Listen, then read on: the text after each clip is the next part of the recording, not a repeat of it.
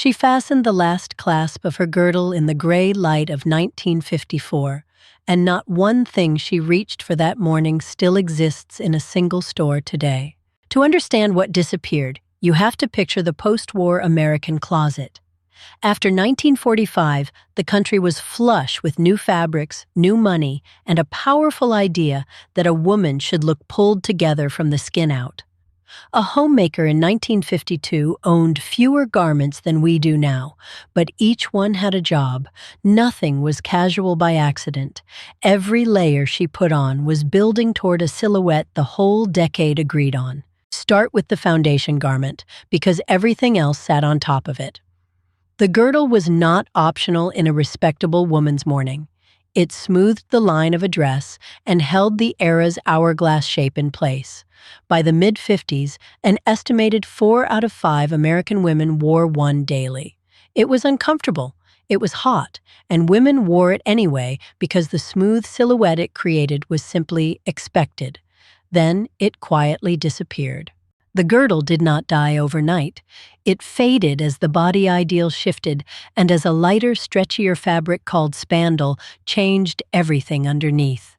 When DuPont introduced its elastic fiber in 1959, the rigid panel girdle started looking like a relic. The pantyhose that arrived in the 60s finished the job. A garment nearly every woman had owned for 2 generations slipped out of the drawer and never came back. It vanished, but it shaped a decade. Next came the full slip, and this one Nancy probably remembers her mother owning in 3 colors.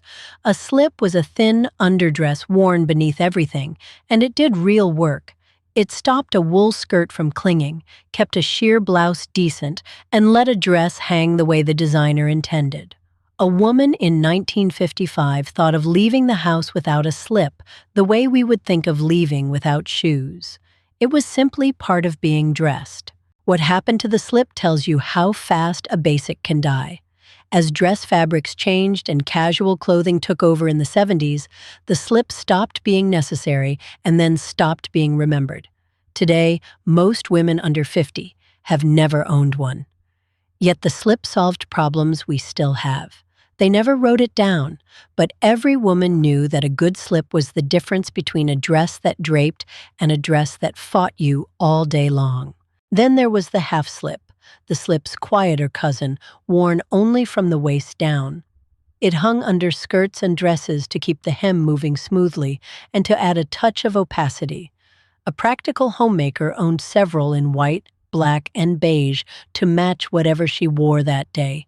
It cost almost nothing and lasted years. When skirts gave way to slacks and jeans for everyday wear, the half-slip lost its whole reason to exist and simply faded away. If there is one foundation piece that defined the 50s shape, it was the bullet bra. Its stitched conical cups created the pointed silhouette you see in every photograph from the decade. Sweater girls wore them under tight knits, and pinup artists drew them into legend. The structured underwire and circular stitching were marvels of post-war engineering. By the early 60s, tastes softened toward a natural shape, and the bullet bra became a costume rather than an everyday garment. The Crinoline Petticoat is the piece that gave the 50s its swing. Stiffened with layers of net or starched cotton, it held a full skirt out in that famous bell shape that swished when a woman walked. A single dress might need 2 or 3 crinolines underneath to get the right poof. Teenagers at sock hops in 1957 stacked them on like cake layers. When the slim sheath dress took over, the crinoline collapsed into a memory almost overnight. Stockings in the 50s were not pantyhose. They were separate nylon legs, sheer and seamed up the back, held in place by garter clips on a belt or girdle.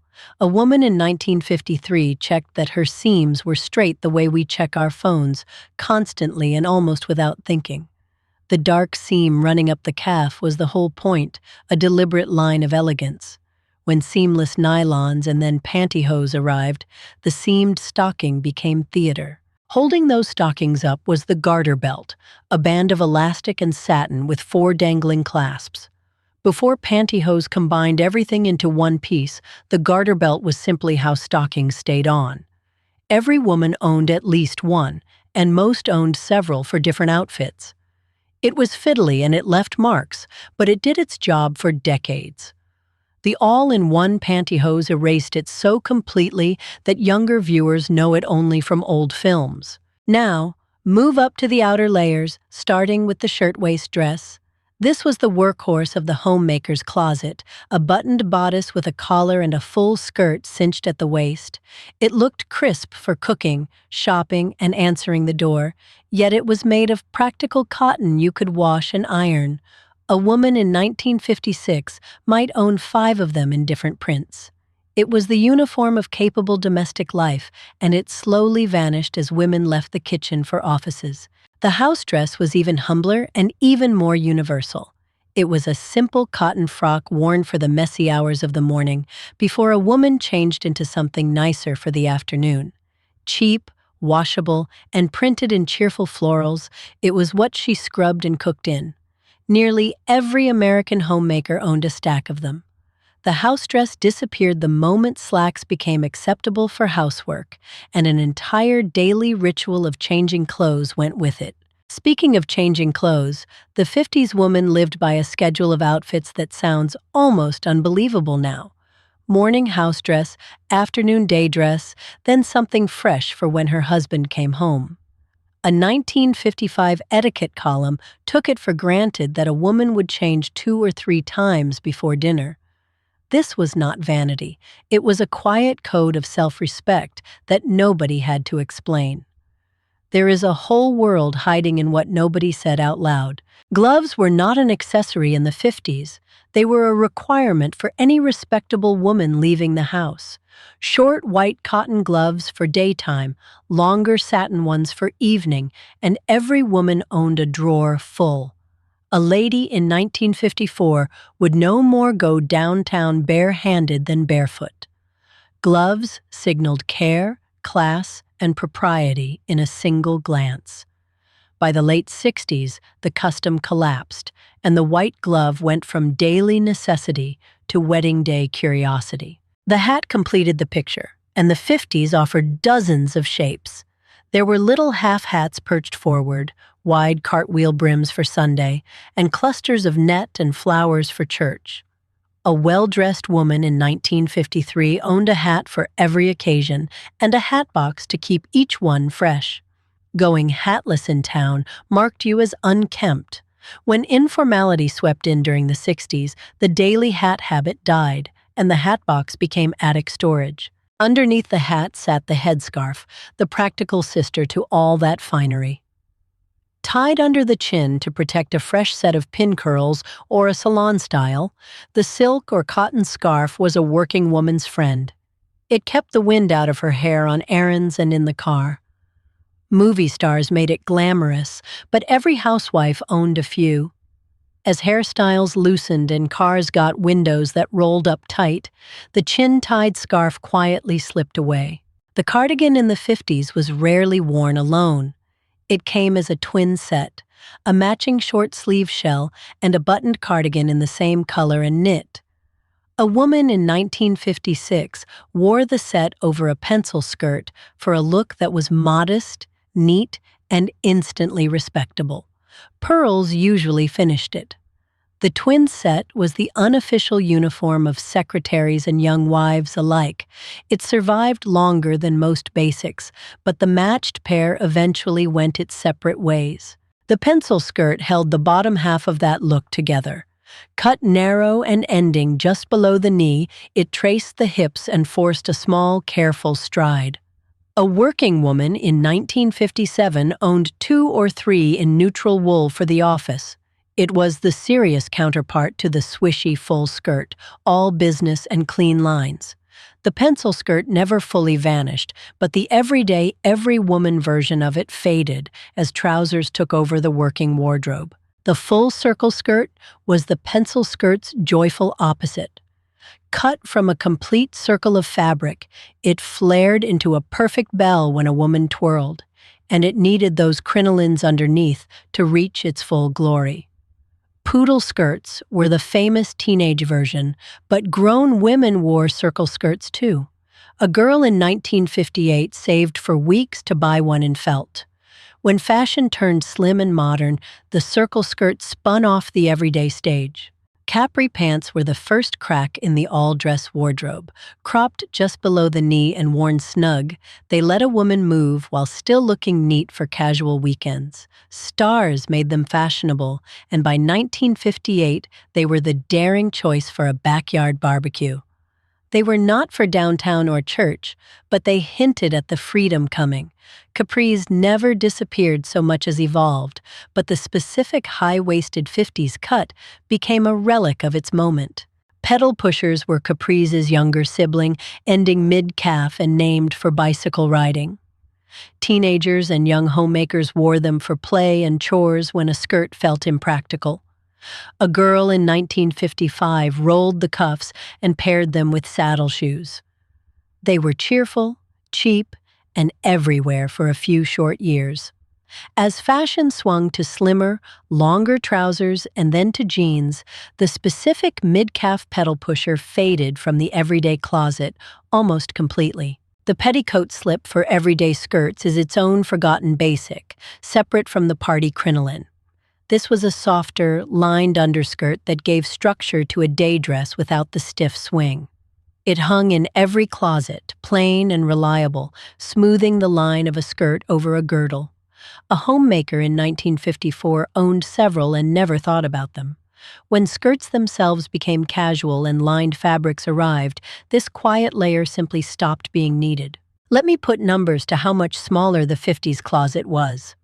A middle-class American woman in 1955 owned far fewer garments than a woman today, yet she spent a larger share of her income to acquire each one. Clothing was expensive and made to last, so a single good wool coat might serve for a decade. The whole logic of the wardrobe was built on quality over quantity, the exact opposite of the disposable closet that replaced it. The tailored wool coat itself deserves its moment. A 50s woman's good coat was a serious purchase, often fitted at the waist with a velvet collar and real buttonholes. She wore it for years and had it relined rather than replaced. A coat in 1956 was an investment passed down to a daughter. The throwaway puffer of today would have baffled her. As fashion sped up and prices dropped, the heirloom wool coat became a rare thing to own. The swing coat was the playful answer to the fitted one. Cut wide and flaring from the shoulders, it floated over the full skirts of the day without crushing them. A woman in 1953 chose a swing coat precisely because it cleared her crinolines. It looked modern and a little dramatic, all movement and silhouette. When skirts slimmed down, the swing coat lost its purpose, and its bold tent shape disappeared from the everyday rack almost entirely. Beneath everything, the bra slip and the Merry Widow ruled the formal occasion. The Merry Widow was a strapless corset and bra in one, boned and laced to create the dramatic shape needed under a strapless gown. A bride in 1954 wore one under her dress, and so did anyone facing a fancy evening. It was glamorous and merciless. As gowns relaxed and built-in support arrived, this elaborate engineered garment vanished from all but costume racks. The bed jacket is a piece almost nobody under 60 has heard of. It was a short, pretty, quilted or knitted jacket worn over a nightgown for sitting up in bed, reading, or receiving visitors during an illness. A woman in 1955 kept one folded in her dresser as a matter of course. It made the simple act of being unwell look graceful. As central heating spread and bedrooms warmed, the dainty bed jacket quietly disappeared from the drawer. The dressing gown, or housecoat, was the bed jacket's full-length partner. A long, often quilted robe worn over nightclothes, it was what a homemaker put on to make coffee before she was properly dressed. It was prettier and more structured than the loose robes of today. A woman in 1956 owned a good one in a satiny print. As loungewear and casual robes took over, the formal housecoat with its sash and pretty collar gradually slipped from the closet. Aprons in the 50s were nearly a full wardrobe of their own.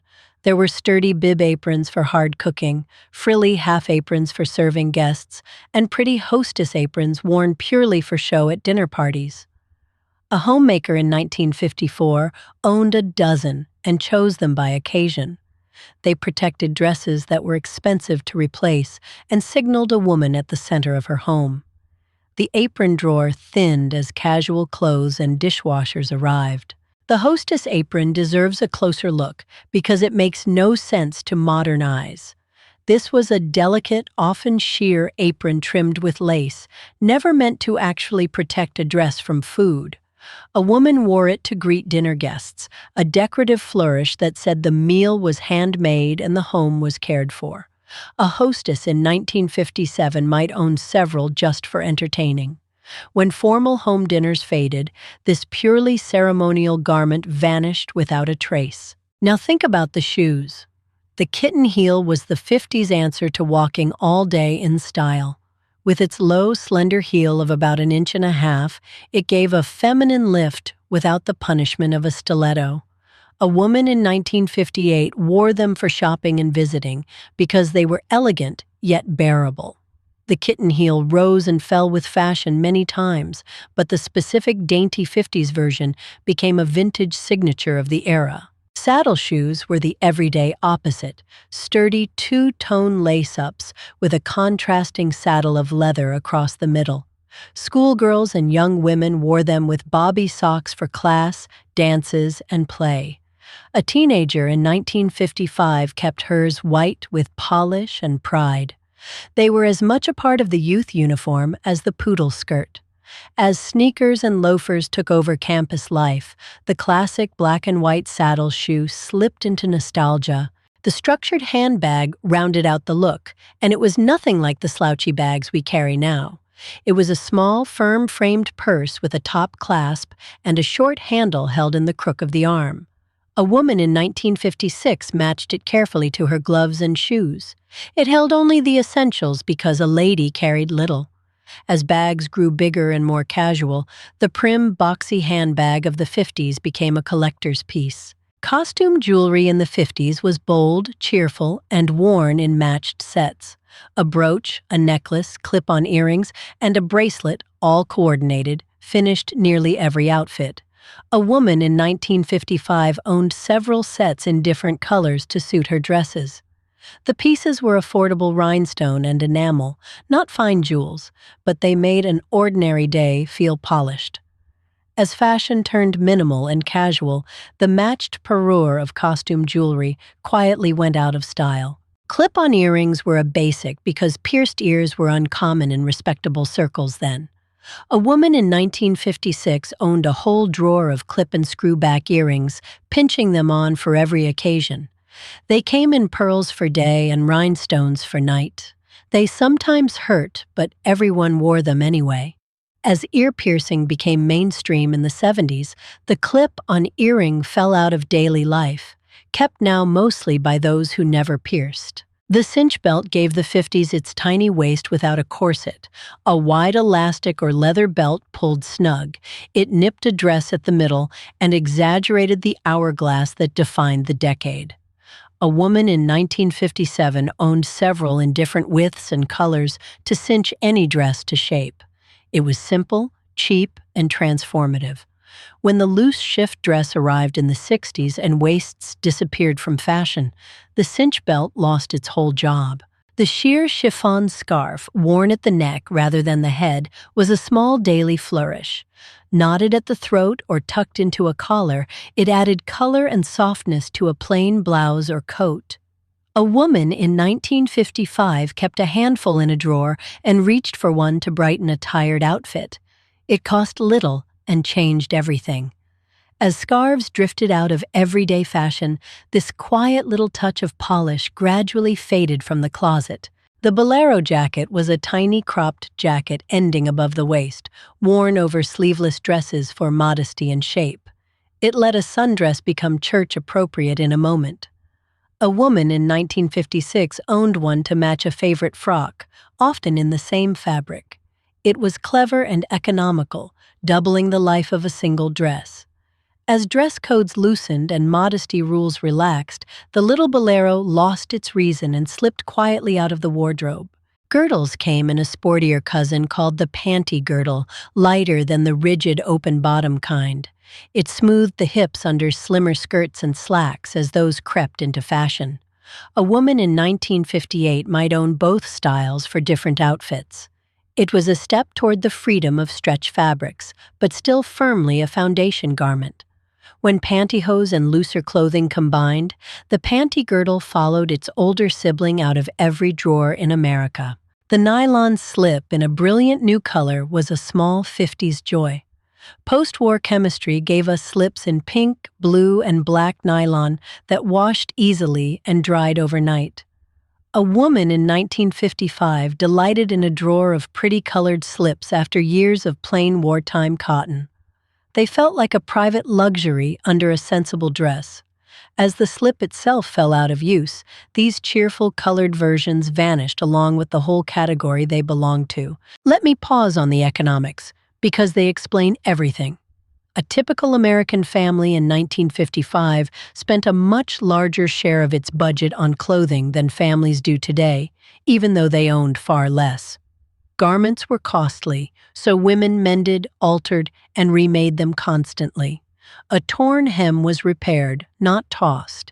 This made every basic in the closet a kept thing, which is exactly why their disappearance feels like a loss rather than a trend.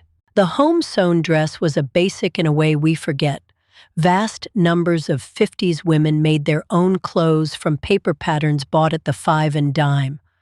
A homemaker in 1954 could turn a few yards of cotton and a 35-cent pattern into a fitted dress over a weekend.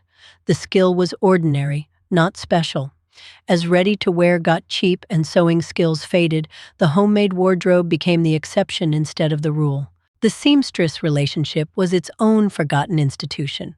Women who did not sew had a trusted local seamstress who knew their measurements and altered everything to fit. A dress off the rack was always taken in or let out.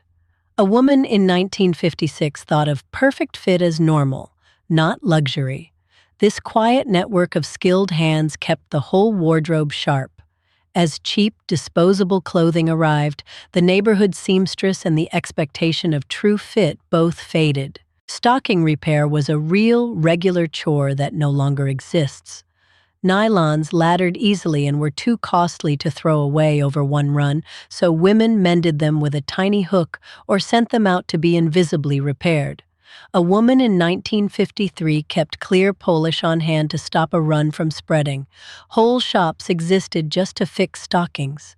As cheap pantyhose made repair pointless, this entire small craft simply disappeared. The fur stole was the dressy splurge of the decade. A mink or fox stole draped over the shoulders for evenings out was the mark of having arrived. A woman in 1957 might save for years or inherit one, then wear it to every special dinner for decades. It was glamour you could pass down. As attitudes changed and formal evenings grew rare, the fur stole moved from the front of the closet to the very back. The shorty gloves and gauntlet gloves were variations every woman knew. Shorties stopped at the wrist for warmer days, while gauntlets flared dramatically over the cuff of a coat.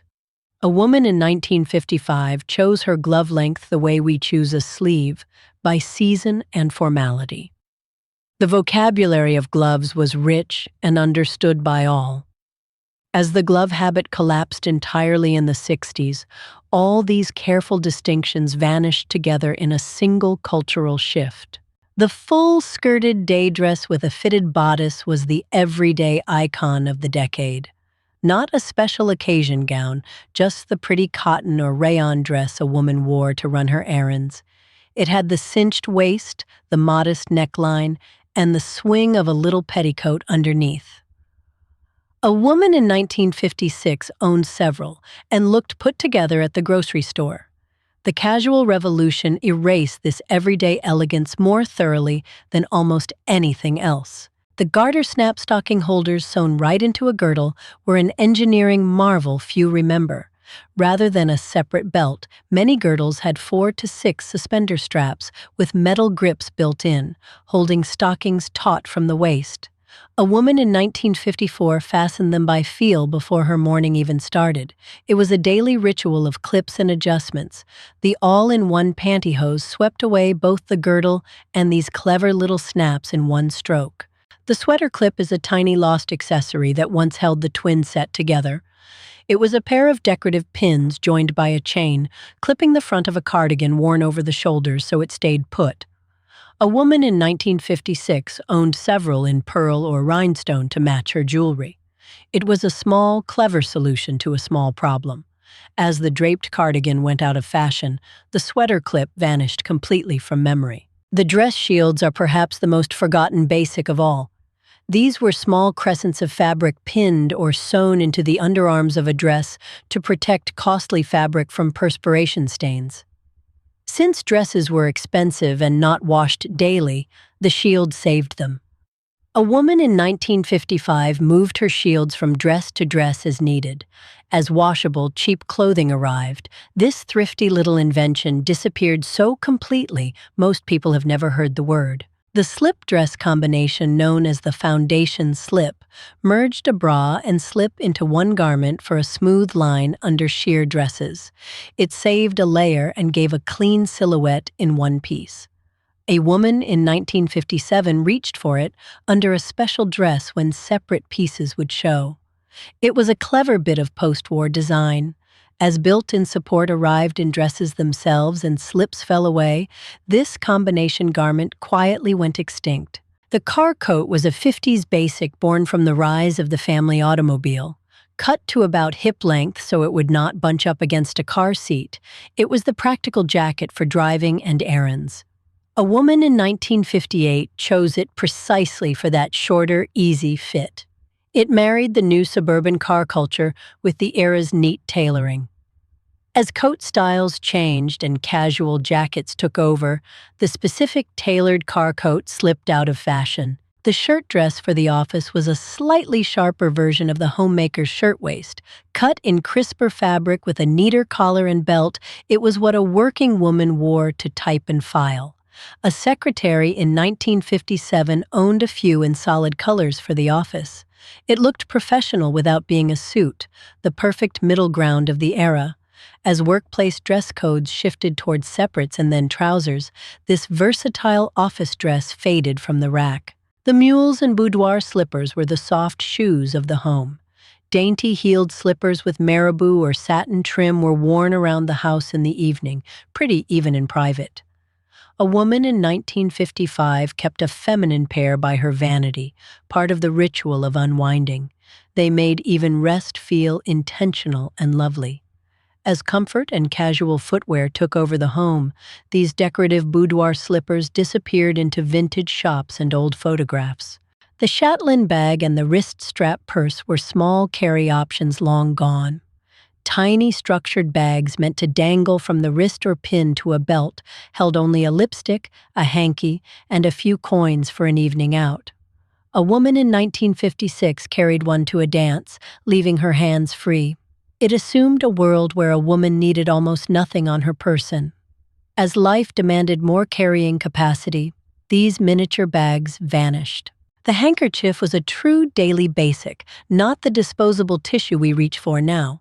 A woman in 1955 carried a pretty embroidered cloth handkerchief tucked in her sleeve or purse every single day. She owned dozens, some plain for use and some lovely for show. They were laundered, pressed, and even given as gifts.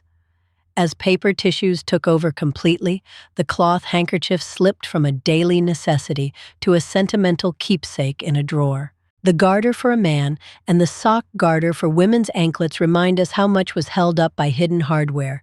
Even short socks sometimes needed small elastic garters to stay neat under a hem. A woman in 1954 thought nothing of the small clips and bands that kept her whole look crisp. The wardrobe was a quiet machine of straps and snaps. As stretch fabrics gripped on their own, this entire layer of hidden hardware disappeared. The matched ensemble was the organizing idea behind the whole closet. A 50s woman did not throw on separates at random. She assembled a coordinated set of dress, gloves, hat, bag, and shoes that spoke together. A woman in 1956 planned her look the night before like a small composition. This discipline of matching, of intention, is the thread running through every vanished piece. Your grandmother knew something they stopped teaching, that getting dressed could be an art. The shrug was a tiny knitted wrap covering only the shoulders and arms, worn over sundresses and evening gowns. Even smaller than the bolero, it added warmth and modesty without bulk. A woman in 1957 knit her own from a magazine pattern in a single evening. It was delicate and practical at once. As sleeveless modesty rules relaxed and knitwear fashions changed, the little shrug slipped out of the everyday closet almost without notice. The pillbox style hat and the cocktail hat were dressier variations every woman recognized. The small, flat pillbox perched neatly for church or town, while the cocktail hat with its net veil came out for parties. A woman in 1958 owned several and treated them as the finishing touch on an outfit. Choosing the right one was second nature. As the bare-headed look became the norm, both these specific hat styles faded into the costume box. The girdle and stocking ritual shaped the rhythm of a woman's whole morning, and that rhythm is what truly vanished. Before breakfast, she fastened, smoothed, clipped, and checked, a routine of perhaps 10 minutes that set the tone for being properly dressed. A woman in 1955 did it on automatic pilot, the way we brush our teeth. They never wrote it down, but every woman knew the sequence by heart. The ritual died with the garments. The shelf bra slip and other clever combination undergarments show how inventive the era was at hiding effort. Designers merged functions to give a smooth line under the slim new dresses creeping into fashion. A woman in 1958 chose her foundation by what her dress demanded, from full support to barely there. These transitional pieces were the bridge between the rigid 50s and the free 60s. They served briefly, then disappeared as the whole category of structured underwear collapsed. The rain bonnet was a tiny folding accessory that lived in every handbag. Made of clear plastic and folding down to the size of a matchbook, it slipped over a fresh hairstyle the moment clouds opened. A woman in 1956 protected her set hair without flattening it. It was cheap, ingenious, and utterly practical. As hairstyles loosened and umbrellas grew common, the accordion folded rain bonnet quietly disappeared from purses across the country. The waist cincher worn for special occasions was the Cinch Belt's heavy-duty relative. A short, boned, laced band that pulled the waist in dramatically under a fitted gown. It created the most extreme hourglass for a wedding or a dance. A woman in 1955 endured it for an evening of looking spectacular. It was beauty through discipline, the 50s philosophy in a single garment. As silhouettes relaxed, the boned waist cincher vanished from the formal wardrobe entirely. The seersucker and cotton summer dress was a warm weather basic, chosen for its crisp, puckered fabric that needed little ironing. A homemaker in 1956 owned several for hot July afternoons because they stayed neat in the heat. They came in pastels and stripes and felt cool and fresh. It was practical glamour for the season. As air conditioning spread and casual summer clothing took over, the neat seersucker day dress drifted out of the everyday closet. The girdle for teenagers, often called a training girdle, shows how early the discipline began. Young girls were given their first light foundation garment as a rite of passage into proper dressing. A teenager in 1957 received hers around the time she got her first heels. It taught the body and the habits the culture expected. As the whole foundation tradition collapsed, this coming-of-age garment vanished along with the rituals that once surrounded it. The full-length opera gloves were the crown of the glove vocabulary, reaching past the elbow for formal evenings. Worn with sleeveless gowns to the theater or a gala, they were the height of elegance. A woman in 1955 owned a treasured pair in white kid or satin for her most important nights.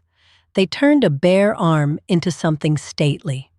As formal dress vanished from American life, the opera glove became the rarest survivor of a whole lost language. The hairscarf turban and the snood were how women managed hair at home and at work. The snood, a soft net bag, held hair back safely near machinery or the stove, while the turban wrap kept curlers hidden during chores. A woman in 1954 reached for one to keep her hair controlled and protected. These were practical and a little stylish at once. As hairstyles and workplaces changed, both the snood and the turban faded away. The Peignoir Set, a sheer robe with a matching nightgown, was the romantic basic of the trousseau. A bride in 1955 received a delicate matched set, and many women kept one for special nights for years. It was pretty, intentional, and a far cry from the worn t-shirt of today. It treated even sleep as an occasion worth dressing for. As loungewear turned casual and practical, the lovely matched peignoir set quietly slipped out of the dresser. The girdle box and lingerie drawer organization tells you how seriously these basics were taken. Foundation garments were stored in their original boxes, slips folded with tissue, gloves laid flat in lined drawers. A woman in 1956 cared for her undergarments the way we might care for fine linens. This reverence for the unseen layers is itself a vanished habit. They never wrote it down, but every woman knew that what you could not see still mattered. Step back and look at the whole vanished closet and a pattern appears. Nearly every basic disappeared for the same reason: the arrival of stretch fabric, casual culture, and the throwaway clothing of the modern age. The girdle, the slip, the gloves, the hats, the matched sets, all swept away by the same tide of comfort and speed. It was not one loss, but dozens, a whole grammar of dressing erased in barely 2 decades. Here's what I keep coming back to. These basics were not just clothes. They were a quiet language of care, intention, and self-respect that a woman put on every single morning without being told to. The girdle and the gloves are gone, and good riddance to the discomfort, but the habit of dressing with thought went with them. There is a whole world hiding in what nobody said out loud, and the attic remembers even when we forget. If a single one of these vanished basics stirred a memory of your mother or grandmother, tell me about it in the comments, because those stories are exactly what we are here to rescue. Subscribe and stay with me, and next time we will open another drawer in the attic and bring more forgotten things back into the light. Thank you for sitting with me a while. The past is still worth remembering.